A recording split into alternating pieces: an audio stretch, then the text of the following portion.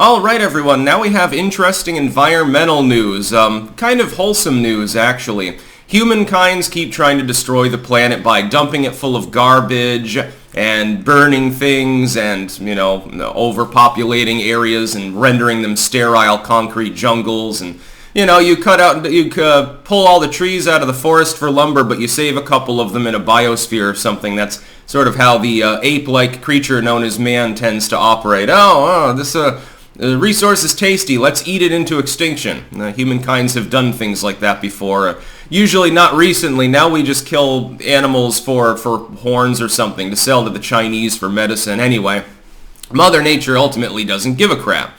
Well, we can cause extinctions and all sorts of other problems in the planet and degrade biological systems. We have inadvertently created one in the weirdest place and manner possible, literally by dumping plastic trash into the ocean, which humans also love to do. Most of it's from Asia, by the way, which is why it won't matter. Our environmental policies in Europe or the United States aren't going to have as big an impact as the NIMBYists wish that it would. Yes, the Pacific garbage patch in focus. It's a patch of debris. It's not actually like a solid mass. It's like floating. It's got flotsam and jetsam, so like little islands and icebergs of larger debris, netting and plastic and Coke cans and shit. And then there's microparticles, smaller particles of plastic that have amassed in that area due to the way in which the water currents move. It's sort of compacted. It's an area the size of Texas. It's a lot of trash. Well, it turns out, they've studied it a little bit more, it's created its own new unique ecosystem. Yeah, it's covered in all sorts of cool algae and hermit crabs, and fish swim around in it and shit like that. And it's almost like we've created a little subcontinent floating around in the Pacific. Yeah, and it's not solid. You couldn't reside upon it or stand on it. It's basically still an aquatic environment. But we've created a shit ton of billions and billions of little mini islands, all compacted roughly together, from which life can go one place to another very easily. And it increases surface area for the growth of algae. That's great. And hermit crabs naturally have come and eat the algae and shit. Well, life found a way. Nature has decided to compensate for mankind's own lack of efficiency and its own stupidity and make lemons into lemonade. Now, the hermit crab, probably, how many millions of hermit crabs do you think live there? Probably billions. Just eating the algae that's collecting on all the trash, again, is capable now of spreading from place to place within that entire patch, the size of goddamn Texas. Oh, hermit crabs won't be extinct anytime soon. Yes, so we've got good news this morning. An environmental disaster, which is technically what is happening there. Again, it is polluting. Plastic is not, the hermit crabs don't want to eat the plastic or something. And I assume that those microparticles are being filtered through that ecosystem quite heavily, which is regrettable. I don't know if the algae can really absorb plastic microparticles through its the photosynthesis.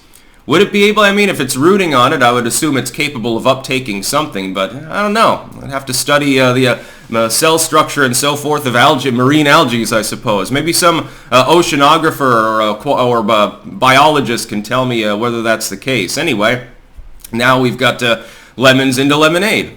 You've poisoned the area, but hermit crabs they don't really care. Mother Nature doesn't really care. I'm sure that some of the species native to the area are less happy now, but hey, other species, and this is what happens with displacement. It's also an evolutionary driver. The stress has knocked other species out of the way in return for new species coming in to fill what is now an altered niche.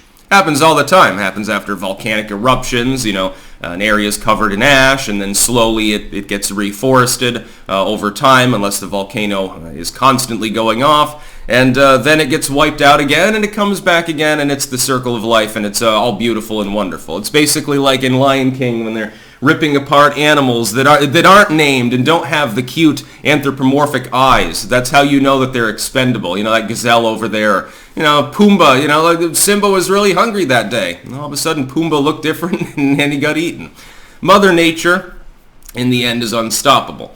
Humankinds will eventually lose their struggle against nature, will be knocked back to the Stone Age or maybe go extinct entirely.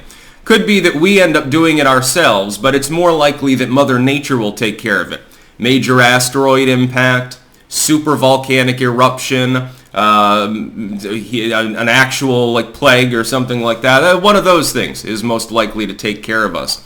Even a nuclear war, with all the fun toys that man has created, it wouldn't even equal the blast power of one super Siberian explosion of a huge asteroid or something. Like, yeah, it's 100 times more massive than Tunguska. Will mankind survive? More at 3. Click. Yeah, the answer is no. Mother Nature'd still be there, though. Within a couple of 100 years, most remnants of man other than our plastic ecosystem in the Pacific would be gone. Everything else pretty much would have degraded by that point, but all of the plants and animals and stuff will still be there. There'll be fishy-wishies in the sea. There just won't be any humans there to take dumb photos of them and put them on Instagram. That's about all. Peace out.